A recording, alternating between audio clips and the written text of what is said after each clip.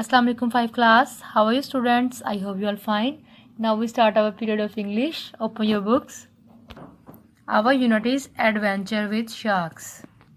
We have completed our reading. Today our topic is dictation. So prepare your notebook. Write day Monday. The date is 20th April 2020. Unit is Adventure with Sharks. Topic is dictation. The first word of dictation is siblings. SIBCLINGS siblings. Siblings mean भाई. दो भाई थे, Kiki भाई दोनों थे, वो उनको siblings कहते हैं. So the next is shawl. SHOAL shawl. Shawl means Sahil. HEAD heat. ING heeding. आते हुए appetizer. APPE appy. TI tie. SER appetizer. Appetizer means भूख बढ़ाना. First word is siblings, shawl, heeding, appetizer, and the next is determination. DETER deter. MIME deter me. NNA determination. TION determination. Determination means डट जाना. Next is situation. SICTUA situa. TION situation. Situation means Surat hall. And the next is threat. THREAT threat. Threat means धमकी. TUM tum. MIES means tummies. Tummies means उनके पेट. ठीक है, threat and tummies. And the next is abandon. ABAN aban. DON done. Abandon. Abandon means सौंपना. Abandon means सौंपना. FRIGST fright. FRIGSTE and frighten. ING frightening. Frightening means खौफज़दा.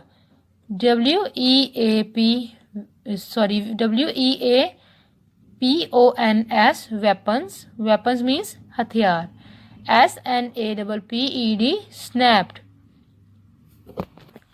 Snapped mean काट खाया. सो 5 class, ये हमारे dictation के 10 वर्ड्स हैं. आपने इनको स्पेलिंग्स के साथ लर्न करके मम्मा को लिख के दिखाना है. ठीक है. Our period is over. फी अमानिल्लाह students.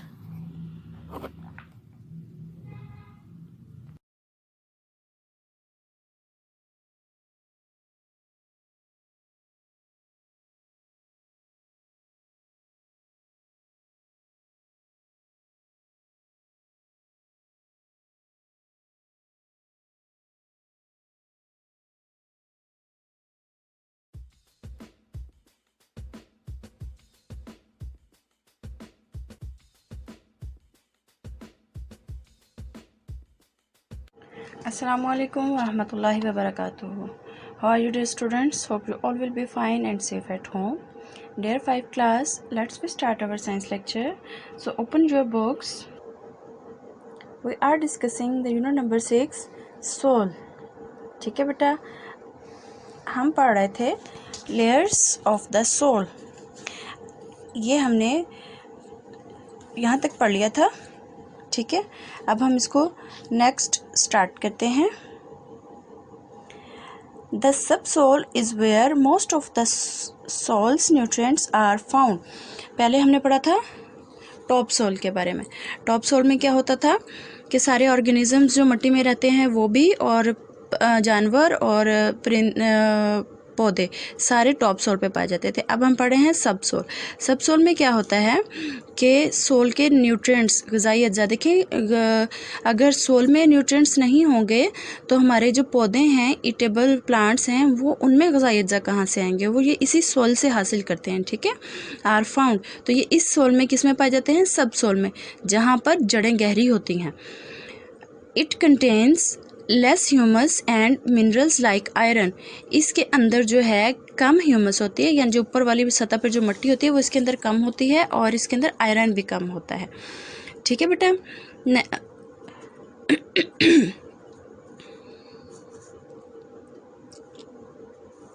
Deep plant roots look for water in the subsoil. अब जो गहरी जड़ें होती हैं ना, जो ज़्यादा अंदर तक होती हैं, वो इस सब सोइल में से क्या करती हैं, पानी को एब्जॉर्ब करती हैं। इन फास्ट फ्लोइंग रिवर्स, तेज़ी से बहते हुए दरियाओं में, rocks grind against each other, जो चट्टानें होती हैं एक दूसरे के साथ रगड़ खाती हैं, and break into smaller pieces, और छोटे टुकड़ों में टूट जाती हैं। Over a period of time, काफ़ी ज़्यादा वक्त गुजरने के साथ साथ, द पीसीस बिकम स्मॉलर, ये पीसीस और छोटे हो जाते हैं, एंड टर्न इनटू सैंड, और रेत की शक्ल इख्तियार कर लेते हैं, मड मट्टी की या फिर सॉइल की। ठीक है। The reverse carry this soil, reverse इस सोइल को अपने साथ बहाकर ले जाते हैं, कॉल्ड सेडिमेंट, जिसको हम सेडिमेंट कहते हैं। विद दैम, अपने साथ, इट इज़ दैन डिपॉजिटेड, फिर ये जमा हो जाती है ऑन द रिवर्स बैंक, दरियाओं के किनारों पर। यानी कि दरियाओं का पानी जब तेज़ी से बहता है तो जो रॉक्स होती हैं ना, आपस में पानी के बहाव की वजह से हिलती हैं, एक दूसरे के ऊपर गिरती हैं, एक दूसरे के साथ से गुजरती हैं, रगड़ खाने की वजह से क्या छोटे टुकड़ों में कट जाती हैं। फिर वही छोटे टुकड़े दोबारा से एक दूसरे के साथ रगड़ खाते रहते हैं, तो फिर वो रेत, मट्टी या सोल की शक्ल इख्तियार कर लेते हैं। ये जो मट्टी होती है ना, ये बहुत ज़रखेज़ होती है, इसको सेडिमेंट कहते हैं। और फिर ये दरिया अपने साथ ये सेडिमेंट बहाकर अपने किनारों पर इकट्ठा कर लेते हैं। ठीक है। Let's see what is the next. So next is our words meanings. Unit number 6 soil, topic is words meanings. Word is shelter, SHEL shelter, shelter, home यानी रहने की जगह, ऑर्गेनिक, और GANIC ganic, organic, biotic, BIO biotic, biotic यानी कीमियाई तरीके से पैदा किया गया। Gritty, GRI TTY, gritty, gritty mean powdery, POW POWDERY, powdery यानी कि ज़्यादा बारीक पिसा हुआ। Grain, GRAIN grain, seed, SEED seed, बीज को कहते हैं। Mould, MOULD mould, to make, mould mean किसी सांचे के अंदर रख के बनाना। ठीक है। तो बेटा ये आपके वर्ड्स मीनिंग्स हैं। थोड़ी थोड़ी रीडिंग इसलिए करवा रही हूँ ताकि आपको अच्छी तरह से समझ आ जाए। ये आपने जो सोल की चारों लेयर्स हैं, इनको अच्छी तरह से याद करना है, इनके नेम्स को, और ये भी अच्छी तरह से ज़हनशीन कर लेना है कि इन चारों जो लेयर्स हैं इनके ऊपर क्या होता है। टॉप सोल में क्या होता है, सब सोल में क्या होता है, रॉक वाली लेयर में क्या होता है, बेड रॉक में क्या। ठीक है बेटा। फ़िमानिल्लाह, Allah bless you, have a nice and safe day.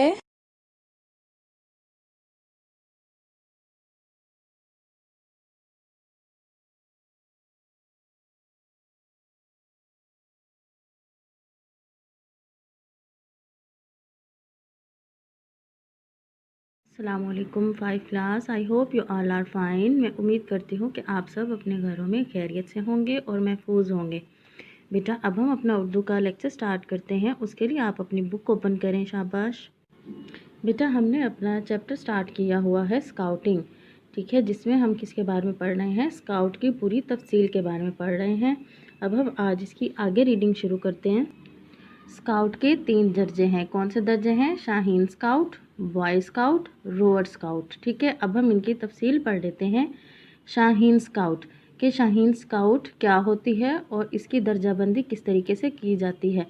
Shaheen scout में 8 से 10 साल के बच्चे शामिल होते हैं, यानी कि वो बच्चे जिनकी उम्र 8 साल है, 8, 9, 10, ये 3 जो हैं उम्रें, इनके जो बच्चे हैं उनको इस वाले स्काउट वाले दस्ते में शामिल किया जाता है। इन बच्चों को स्काउटिंग की इब्तदाई तरबियत दी जाती है, यानी कि स्काउटिंग के जो असूल हैं, जो इब्तदाई असूल हैं, उनको वो तरबियत दी जाती है।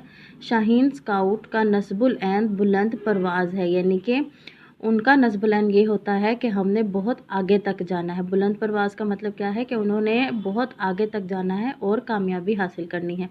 ये तरबियती मरहला 3 हिस्सों पर मुश्तमिल होता है। क्या है कि इनकी जो तरबियत होती है वो कितने मरहलों में होती है, कितनी स्टेजेस में होती है?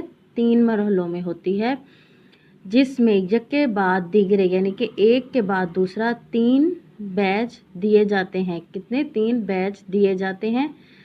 ये बैच तरतीब वार पहली, दूसरी और तीसरी परवाज़ कहलाते हैं। क्या है कि उनको जो बैच दिए जाते हैं वो क्या होते हैं? वो पहली, दूसरी और तीसरी परवाज़ कहलाते हैं। ठीक है बेटा। शाहीन स्काउट ये बैच अपनी जेब पर लगाता है। उनको जो है ये बैच कहाँ लगाना होता है, अपनी जेब पर लगाना होता है। बॉय स्काउट, अब कौन सा स्काउट आ गया है, बॉय स्काउट। अब देखते हैं बॉय स्काउट में किस उम्र के बच्चे होते हैं। शाहीन में 8 से 10 साल, बॉय स्काउट में 11 साल का लड़का बॉय स्काउट बनता है। क्या है, कितने साल का, 11 साल का लड़का बॉय स्काउट बनता है और 17 साल तक बॉय स्काउट रहता है। कितने साल तक, 11 से 17 साल तक जो है वो बॉय स्काउट रहता है। इसका नस्बुल ऐन अलमुस्ताद, क्या है उसका मकसद, उसका नस्बुल ऐन यानी कि उसका मकसद है अलमुस्ताद। अब हमारे पास अगला जो है वो दर्जा कौन सा है, रोवर स्काउट। अब रोवर स्काउट कौन सा है, 17 साल तक बॉय स्काउट और उसके बाद 18 से 25 साल की उम्र वाला रोवर स्काउट बनता है। कितने साल की, 18 से 25 साल की उम्र वाला रोवर स्काउट बनता है, जिसका नस्बुल ऐन यानी कि उसका मकसद बे लॉस यानी कि बग़ैर किसी मतलब के, बग़ैर किसी लालच के, बेलौस खिदमत। स्काउट अक्सर इकट्ठे होकर शहर से बाहर जाते हैं और कैंप लगाते हैं। इसी तरह वो हल्की फुल्की सरगर्मियाँ यानी कि एक्टिविटीज़ करते रहते हैं।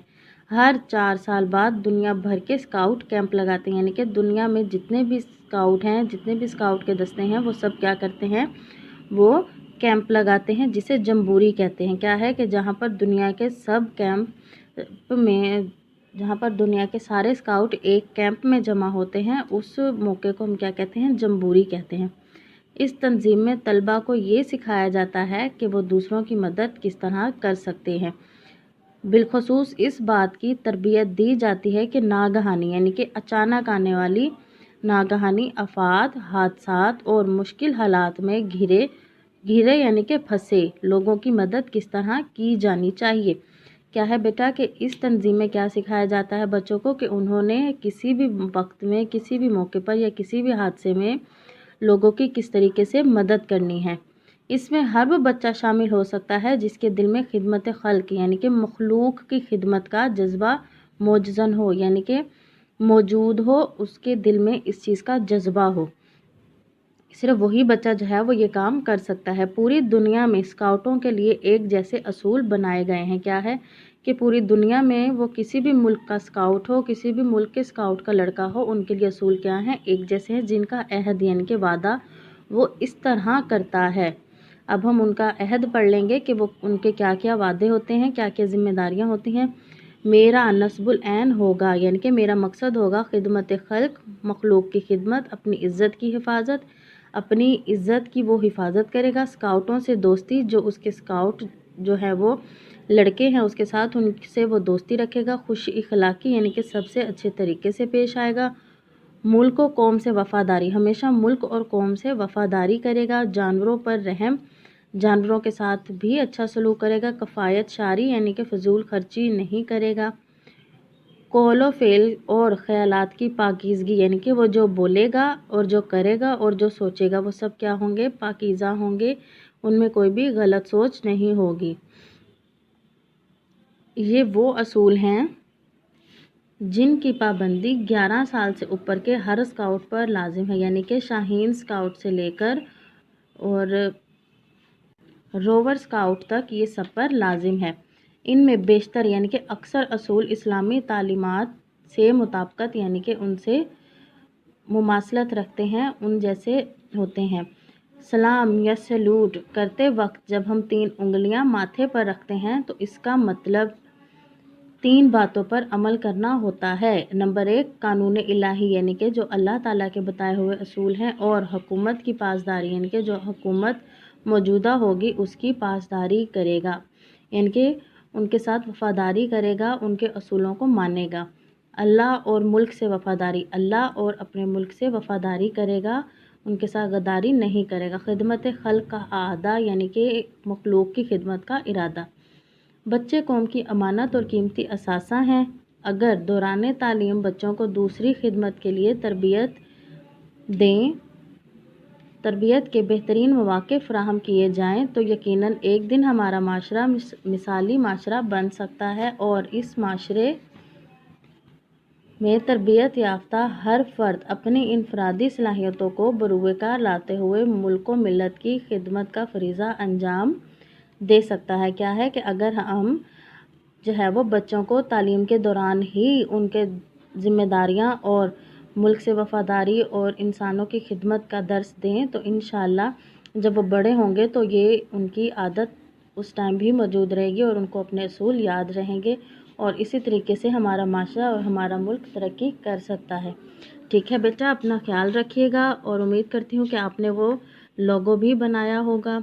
ठीक है, अपना ख्याल रखें, दुआ में याद रखें। अल्लाह हाफिज़।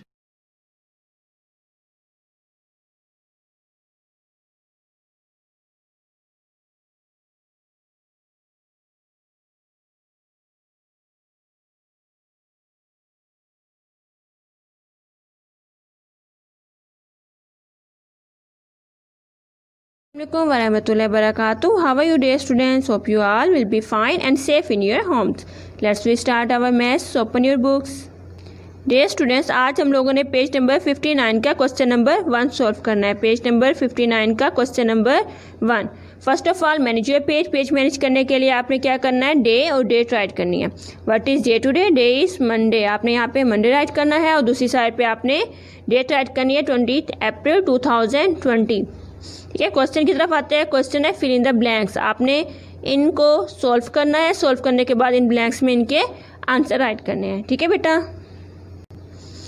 अब यहाँ देखें आप लोग, इन क्वेश्चंस को हमने सॉल्व करना है। सॉल्व करने के लिए हमने कौन से रूल्स फॉलो करने हैं?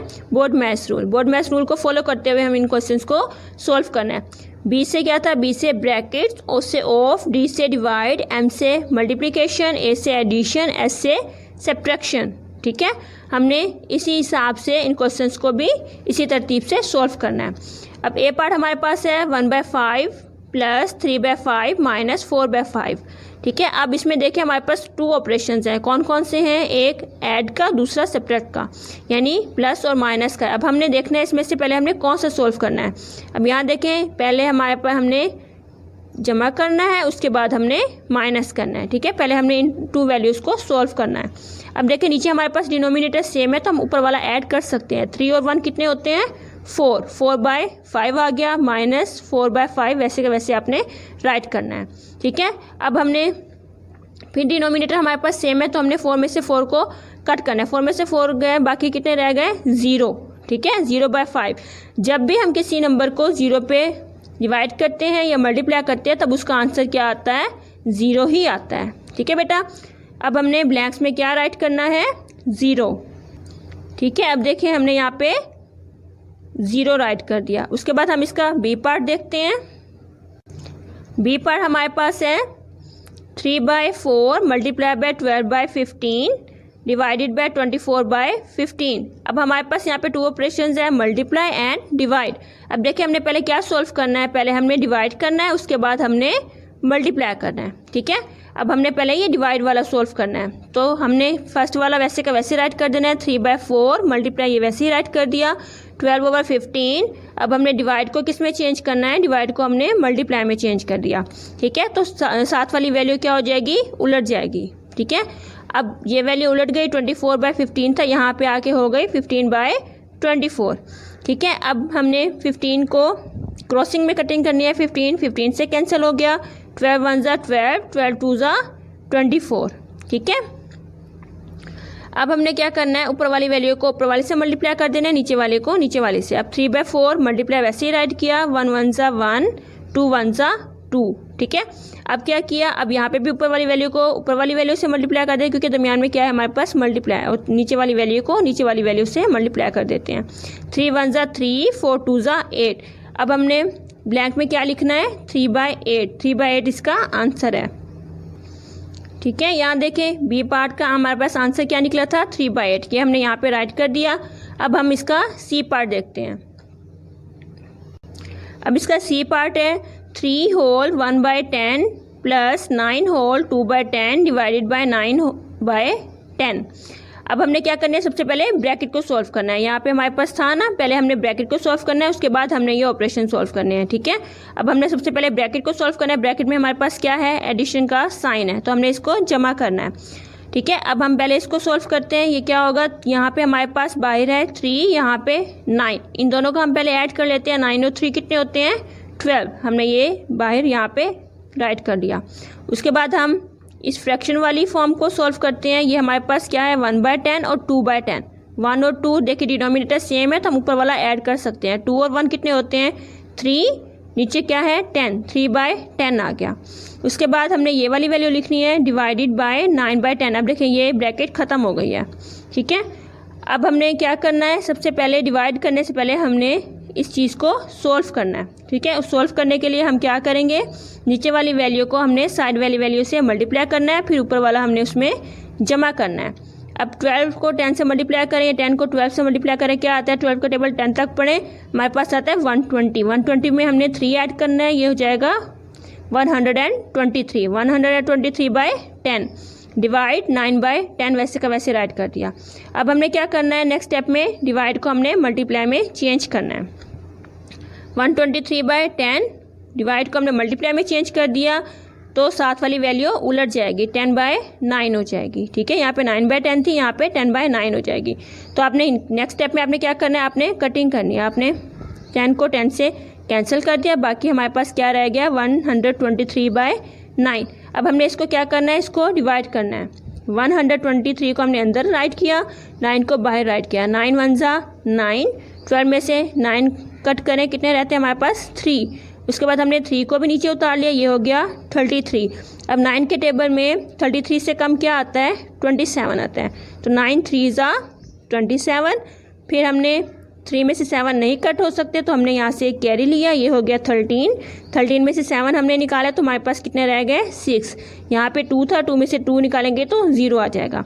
अब हमने क्या करना है, इसको राइट किस तरह से करना है, 6 को ऊपर लेके जाना है, 13 को साइड पे लेके आना है और 9 को नीचे लेके आना है। तो हमारे पास कैसे बनेगा 13 होल 6/9। अब हमने ब्लैंक्स में क्या राइट करना है 13 होल 6/9।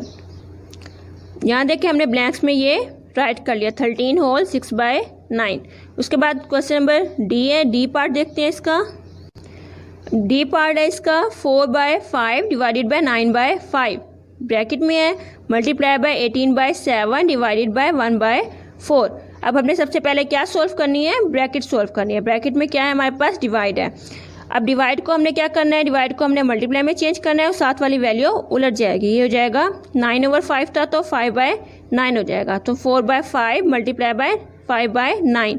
तो हमने क्या किया 5 को 5 से कैंसिल कर दिया, हमारे पास यहाँ पे क्या आ गया 4 1 जा 4 और नीचे क्या था हमारे पास 5 कैंसिल हो गया था, हमारे पास यहाँ पे था 9 9 1 जा 9, ठीक है। हमारे पास 4/9 आ गया। उसके बाद मल्टीप्लाई 18/7 डिवाइडेड बाय 1/4, ये हमने वैसे का वैसे यहाँ पे राइट कर दिया।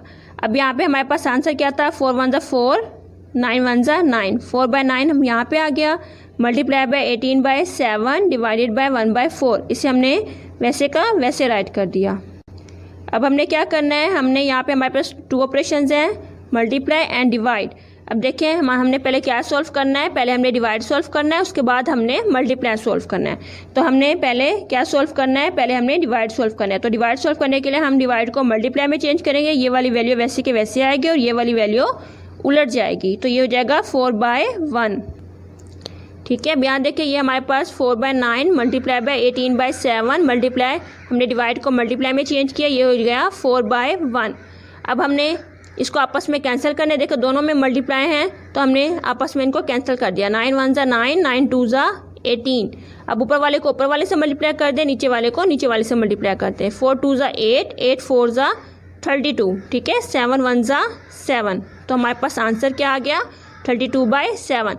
हमने क्या राइट करना है यहाँ पे ब्लैंक में 32/7 राइट करना है। अब देखिए यहाँ पे हमने इसका आंसर राइट कर दिया 32/7, ठीक है। अब इसका ई पार्ट आपने खुद सोल्व करना है, सोल्व करने के बाद आपने यहाँ पे इसका आंसर राइट करना है, ठीक है बेटा। टेक केयर, अल्लाह हाफिज़।